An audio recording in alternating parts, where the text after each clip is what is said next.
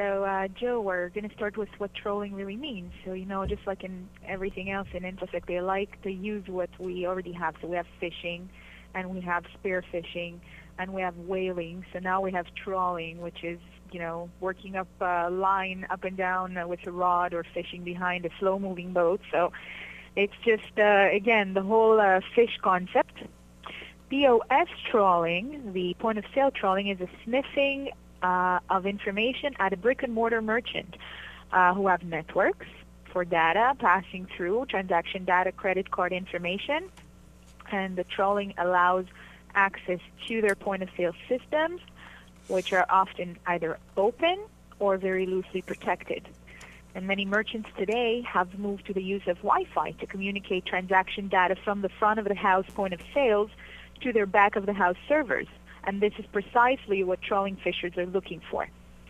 So how is this happening?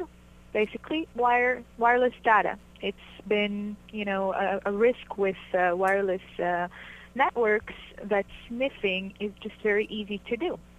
And with all these merchants using Wi-Fi, all a fisher has to do is buy a device, like a malicious device, and place it where he wants to go.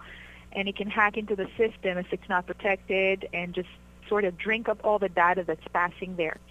I sent you a link that shows you one of these malicious tools, and you can see that it's just very easy to operate for criminals. Yeah, I actually did see that. So just to bring the point home a little bit here, and I'm sorry to interrupt with you, but no problem. It's not so much the point of sale system now that you're talking about in this specific circumstance, but it's the actual connection from the point of sale system to the Wi-Fi setup. Where they can intercept the data. That's right. Yeah, it's sort of like a man in the middle kind of thing here. Sort of, yeah, like they're just grabbing the information that's passing in the air, sort of thing. Yep. And the most vulnerable to this are the smaller merchants. Right.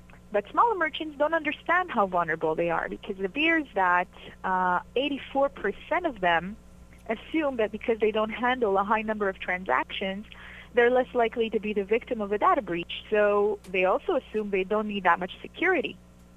But what we obviously would understand that it's not surprising that criminals will look for these low-hanging fruits, because they'll choose the path of least resistance and go for the smaller and less aware, less protected merchants.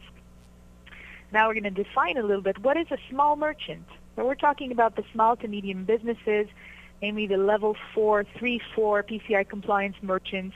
In terms of magnitude, these merchants process between 20,000 and 150,000 transactions a year. So they're not huge, but they do have enough information going through. And although they're considered small in a transaction volume, they account for at least a third of all card transactions in the United States. So these small merchants include those who process from home, for example. And there we have an even easier target, where intruders will often zero in on them, on those home users. That could be, all sorts of people who offer therapies and massages and stuff, and they have a home business or they have a Soho, and they can the criminals can exploit their way in on the broadband connections. Also, home users have very typical programs that they put on. They'll put on chat, they'll put on internet games, they have peer-to-peer file sharing application, and they don't have enough awareness to the security risks that their desktops and laptops harbor. We have heard somebody by the name of Anton Chuvakian, a PCI expert and a Gartner analyst, saying that level 4 merchants are a huge hole.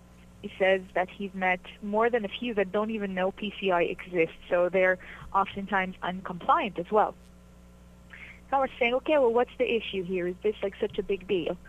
And this has become an issue for two reasons. So we have a lack of awareness to security, but we also have many merchants using the Wi-Fi, not securing it. We keep getting questions and information requests both from the large payment processors and the card issuers.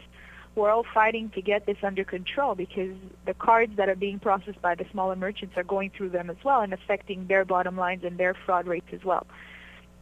And obviously fraudsters think, well, this is wonderful. I could put this sniffer here and I'm already phishing without doing much. I don't need a page, I don't need a domain, I don't need anything, and I'm getting fresh credit card information everywhere I want to target.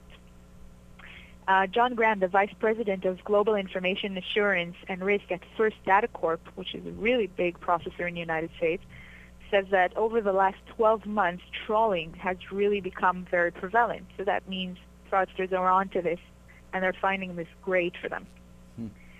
Joe, do you have any questions so far? No, but I far? am intrigued by a number of different things that you're saying, and I actually am listening and taking notes here as you're going through it. It's interesting that you come up with the 84% figure, assuming 84% of the merchants actually assuming because they have low volume, and low volume defined really as 20,000 to 100,000 transactions per year. Here at Infragard, we wish we had 20,000 transactions a year. So it's kind of interesting that would be the definition. Now, so far as the level 4 merchants are concerned, who defines a level 1, 2, and 3, and 4 merchant?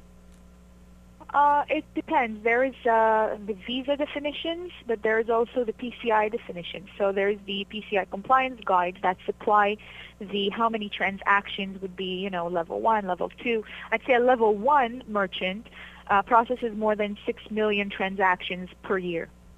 Okay. All right. So yeah, that gives you a pretty good idea. That's a big box company, I guess. yeah, it's a huge difference.